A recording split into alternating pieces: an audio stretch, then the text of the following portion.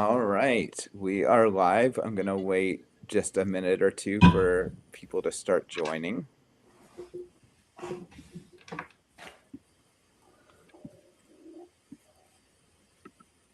Our first ever live. Awesome. I'm excited. Yes.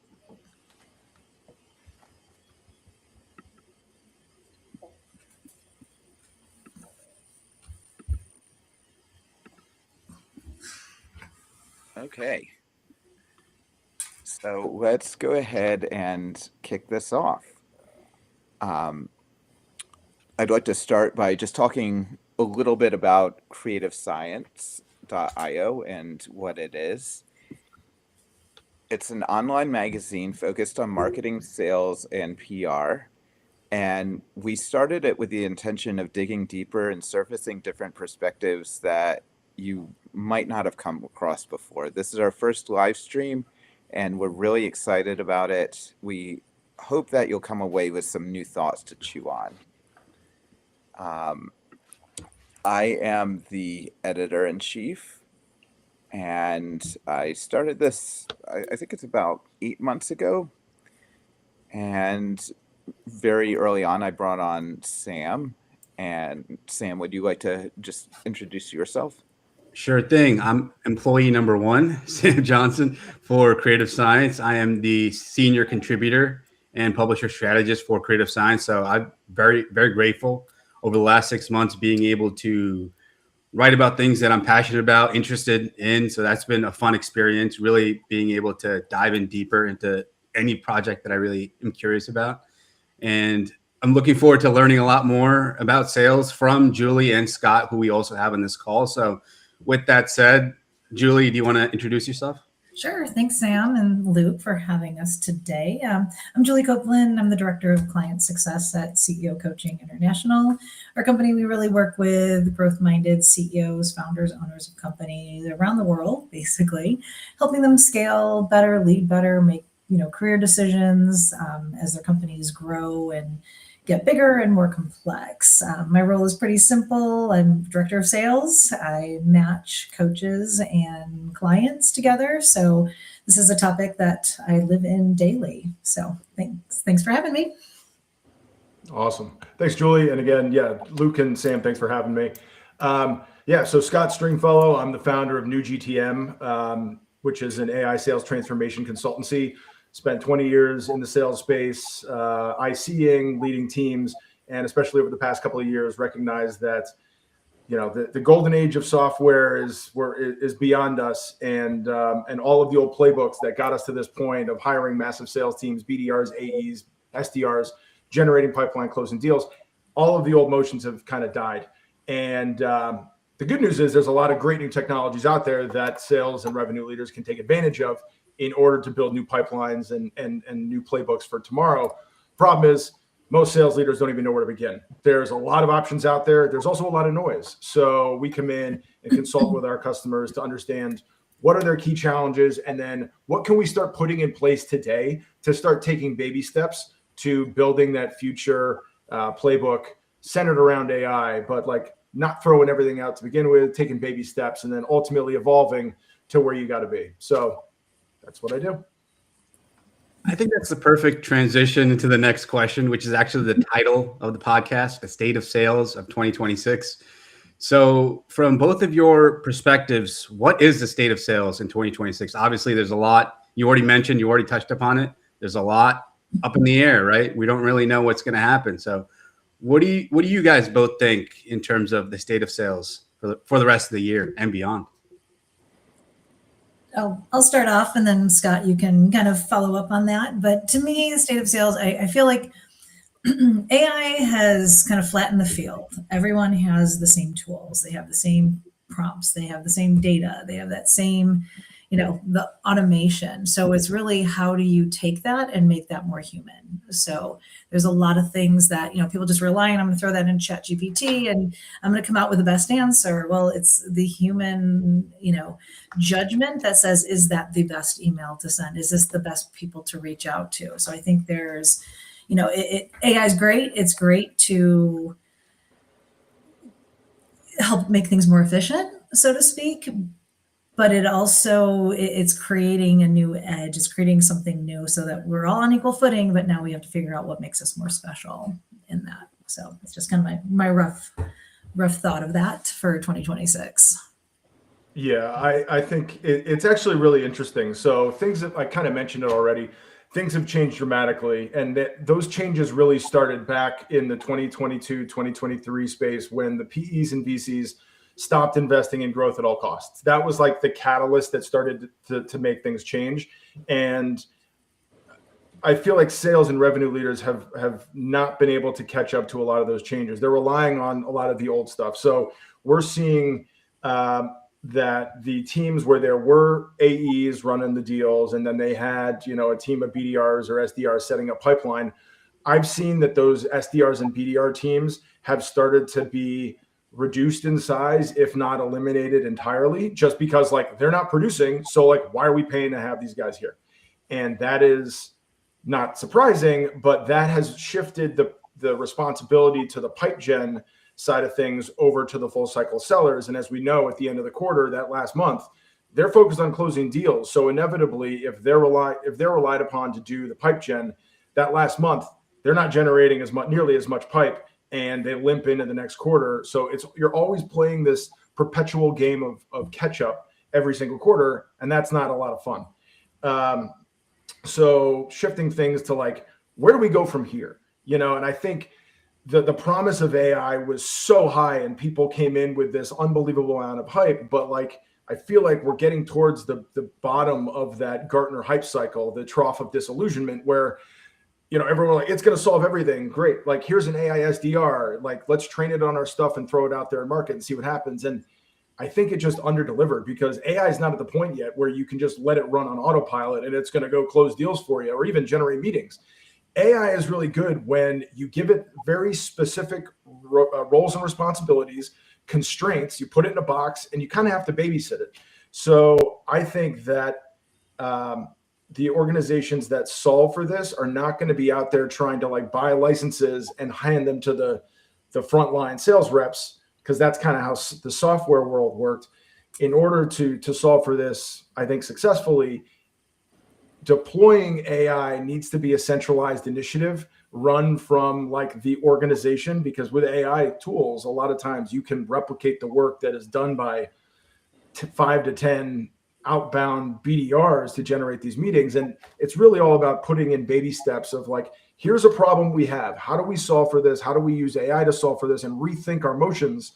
But like empowered by AI to do things it's really good at. And then to close the loop here with what Julie was talking about is that allows humans to do what they're really good at, which is around relationship building. And the funny thing, and this is probably a question later on, but with this shift, there's more technology than ever before. It's evolving faster than ever, and it's becoming more accessible.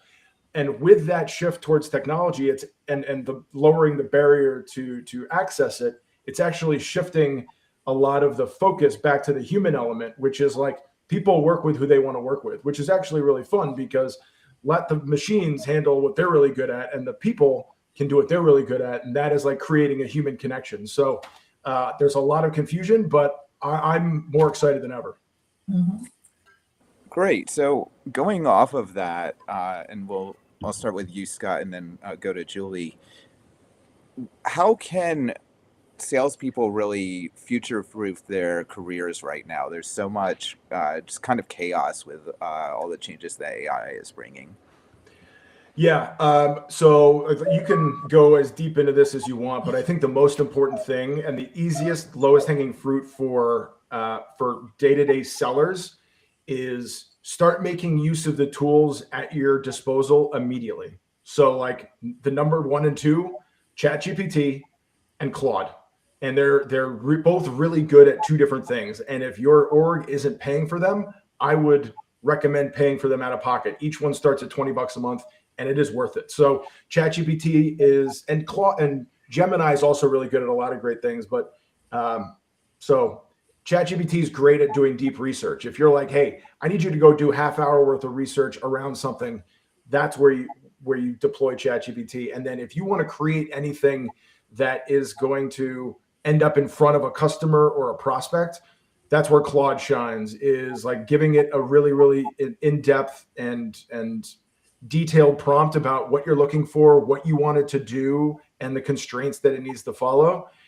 It can come up with like great LinkedIn posts, and it can help you draft emails. And if you're saving all of your client calls back to your Google Drive or some centralized repository, you can use Claude to access all of those files without having to like individually map them over and say, hey, go and listen to all of the calls that I had with this one client, and I need to build out the executive summary for a scope of work I need to build and present tomorrow, rather than you having to go and comb through your notes or, God forbid, have to listen to 15 calls. This will summarize everything and then put it together in the exact format that you want it. So if you can use those two things, and Gemini as well, but those two in those ways, like, you're going to save yourself hours, like, very, very quickly. Mm-hmm. And Julie, I just want to hear your thoughts as well. Sure.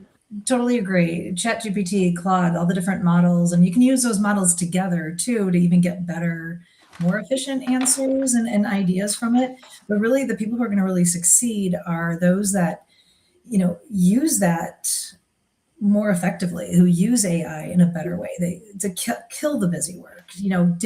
Let AI do that stuff where you can then concentrate on that relationship. I mean, I feel like 2026 is going to be more partnership than persuasion, so to speak. So really kind of getting to know that. I mean, I've just talked to a couple, the last 2 calls that I had with CEOs were telling me that, they lost big clients because somebody undercut them. Well, they signed a contract and their contract came up and they don't follow up until a month before the contract's due. That gave 6 months ahead of time for this competitor to come in and kind of sweep up the business. So there was no partnership there. So I feel like those best salespeople are going to really take that AI and really help figure out, help with the language, help with your cadences, just really dive down into that stuff, which allows you then more to spend time on the stuff that really matters, building trust, having them think of you instead of saying, hey, I'm going to go with your competitor because they gave me a better deal. Like, hey, your competitor just reached out to me and I don't know why, like giving you that opportunity. So Claude, ChatGPT, there's so many, like Gemini, I'll use all 3. And it's amazing how some are more conversational than others, and you actually feel like you're talking to a human. But that's where we use our judgment as sales people, just to really use our judgment, what's right, what's wrong, and what do I want to automate and what do I not want to automate. So anybody not using AI is going to be left behind for sure. Absolutely. I think that's the perfect transition to the next question. My next question is about personalized outreach. And I remember I used to work with Scott many years ago, and we all used to write up emails manually, right? And now we used to personalize them manually. So now we have AI that could do that for you. So how do you see, with the massive shift in terms of outreach, how do you see that shifting in the future in terms of emailing clients, at least like prospecting them, and AI is going to change all of that upside down. So yeah. What's your perspective?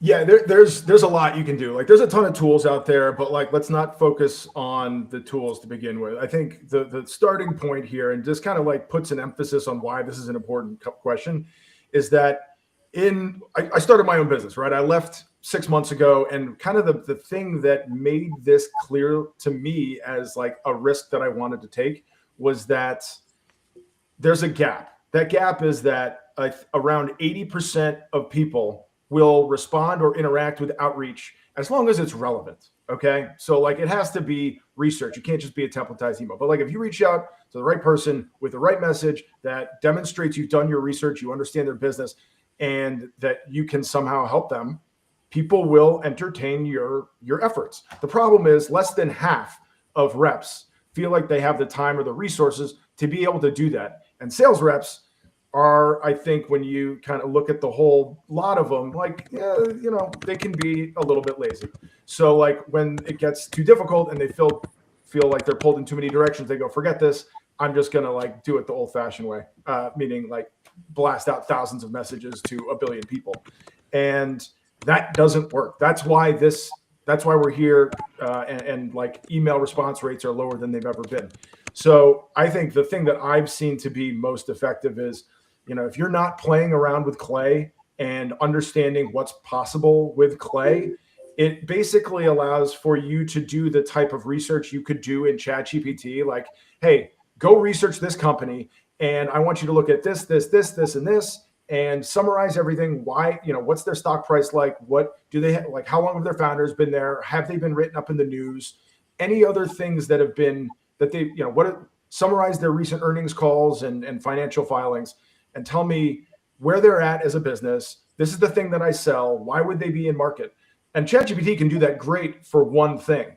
But then imagine being able to do that analysis for 8,000 companies all at once and then prioritize them based off of a metric. So like if you have these 6 different categories of data points that you want to look at, and for every single one of those 8,000 companies, I want you to score them across these 6 different categories, and then boiling that down to one specific score. That allows for you to quantify the pain that those companies are feeling and start reaching out to the ones that have the highest likelihood of having a problem that you can help solve for. So it's really around like, how do we find the companies that are going to care about what I'm about to tell them? And it's about using clay I'm sure there's other ways of doing it, but clay's been monumental in being able to do that at scale. And it's funny, like we've been talking about right message, right buyer, right time since I got into sales almost 20 years ago. Mm-hmm. And now I feel like we're finally at the point where you can do it at scale by automating all of that manual outreach just right across the board. I hope that answers the question, Sam. Yeah. Yeah, no, and I agree that's using AI in that way.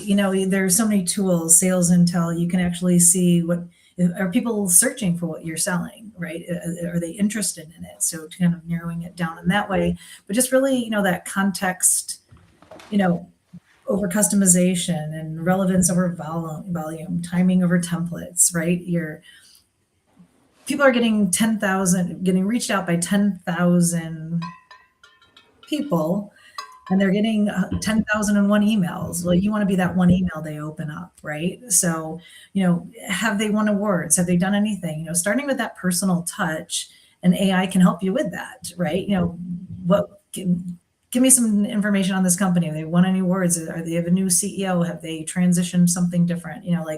How is that going to be relevant? So then you can actually speak to them how is going to relate to them. A lot of times I just got a text, hey, I saw your website. One, I don't have a website for me personally. I don't have a company. 2, I can get you this, and this. And I'm like, you don't even know what I do. So where is that going? Block and delete. So, really is nobody's going to pick that up if you call them the wrong name, if you do something differently. So really it's taking, how do we use these tools that we have to help eliminate that noise and get that right message out. And that's going to help start building that trust. And people do business with people they trust, right? And we're not saying I think when AI first came out, it's like, oh, that's bad to use it. No, it's such an amazing tool to help you reach out to more people, but we're also not throwing spaghetti at the wall and seeing what sticks. We want to make sure that, we are reaching out to the people that need us, as far as, if we have something that's going to be able to help them, I think they want to know that. So getting to the right people. Great. And what do you think are the fundamental changes that sales revenue leaders need to make when it comes to solving their historical problems? And I'll start with you, Julie. Oh, that's a good question. I would say, context mastery. Great sellers just don't prompt AI. They just don't have, I am the best at prompting. They feed it that real content. What is it that they're looking for? History, buyer psychology, internal constraints, dynamics. What does that look like? Then discernment, right?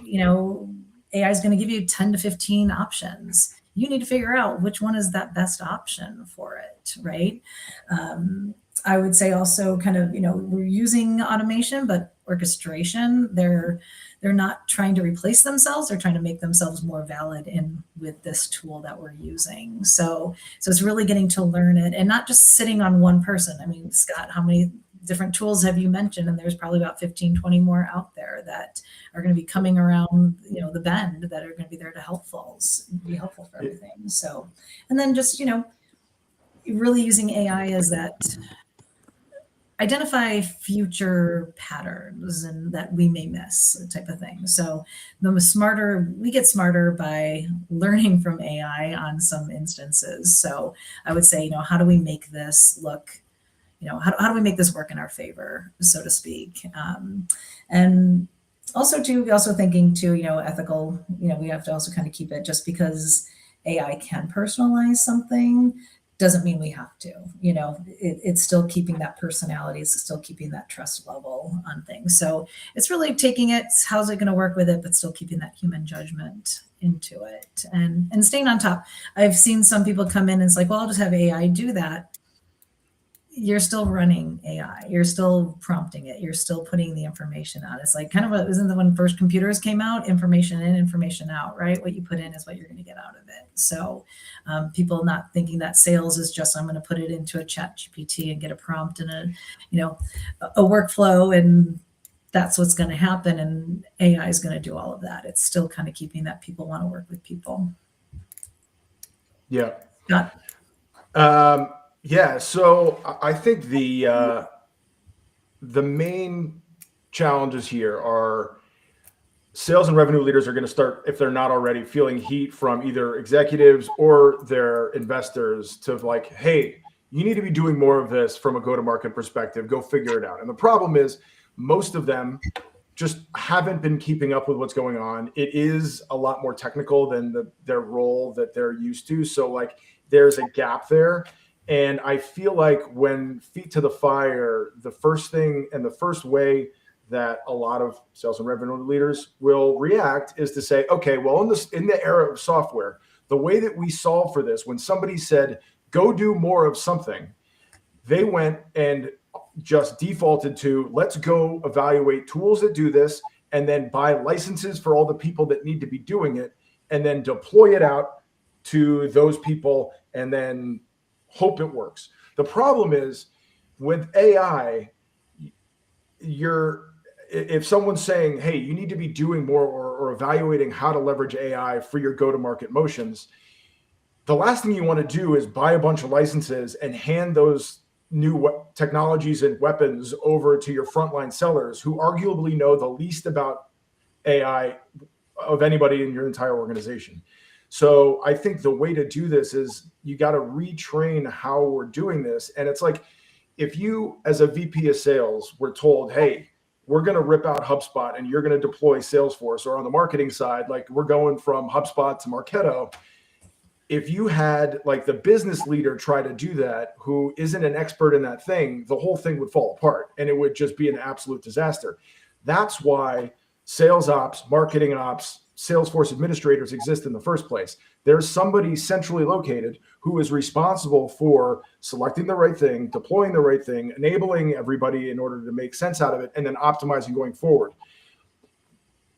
That's going to happen for any type of AI initiatives, whether it's for sales, marketing, customer success, or finance. That's my hot take here, is that there needs to be someone who's centrally responsible for the strategy, the deployment, and the enablement of that thing. And that is not like a set it and forget it.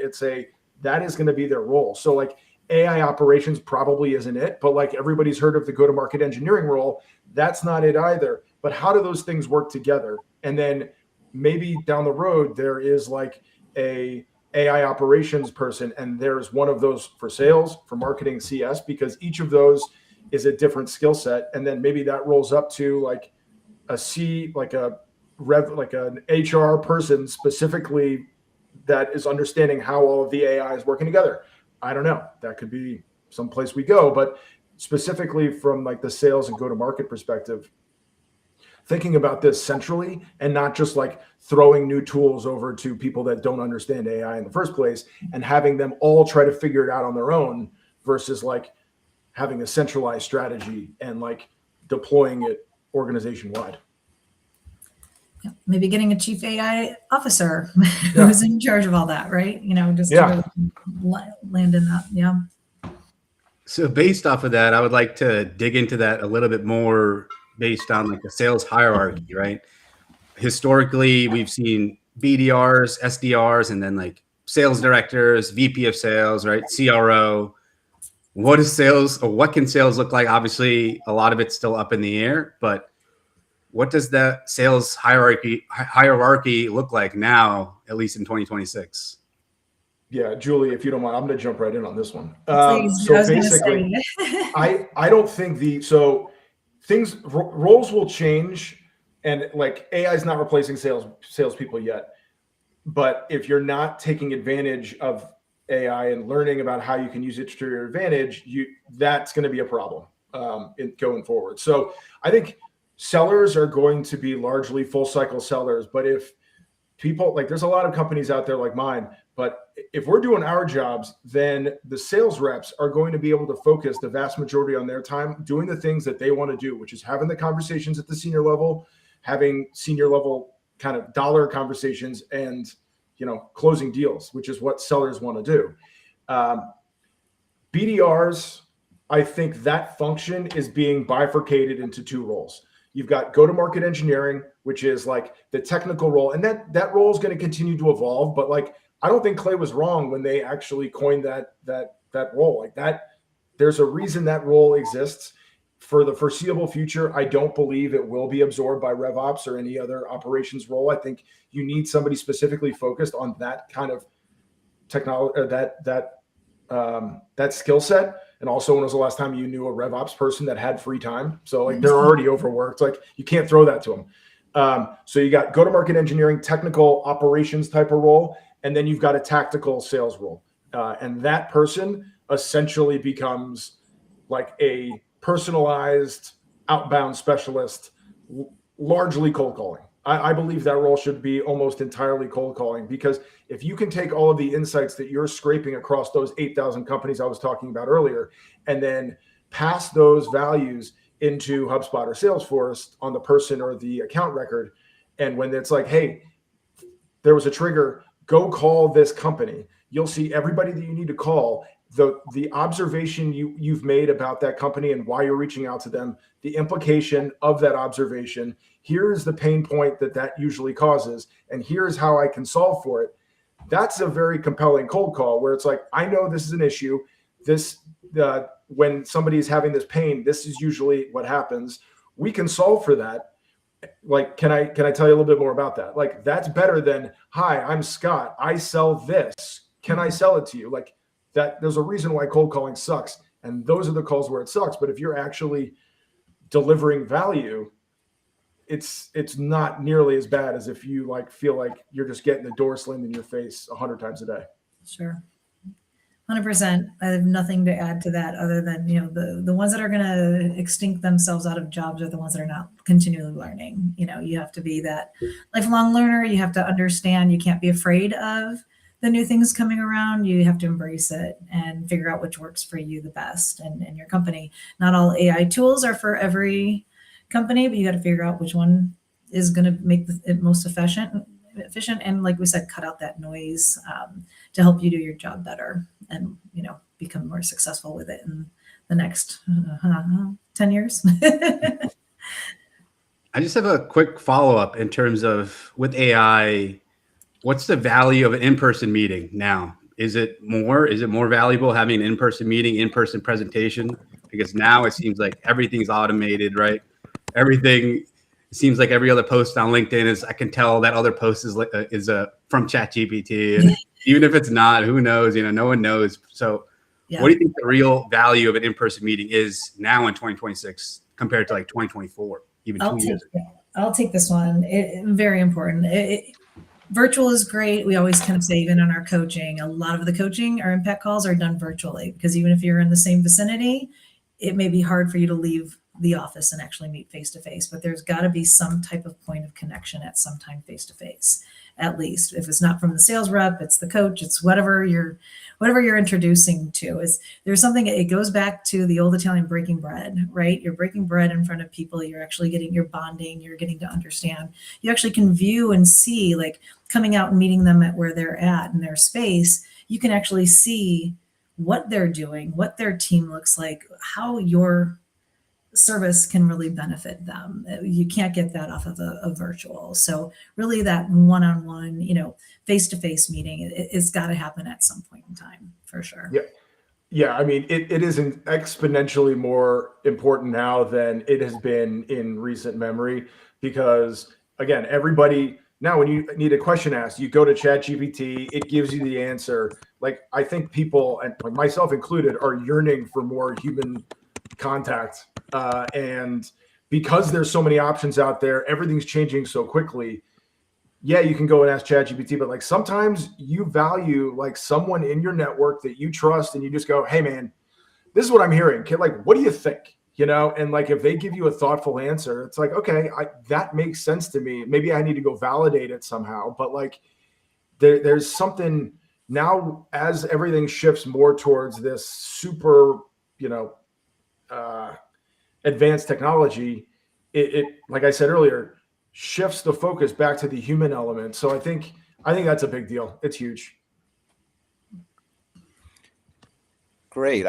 Julie and Scott, I just want to thank you both so much for joining us on our very first live stream, and also my first time and Sam's first time as a host. So really, this was really cool for us. I also want to thank everybody who joined us, and if you like what you heard, please give us a follow on LinkedIn, creativescience.io. Or we also have a Substack monthly newsletter that you can sign up for on our website. creativescience.io again is the website. So thank you, everyone, and we'll catch you next month for our next live stream. Thank you, everybody. Thank you. Appreciate it.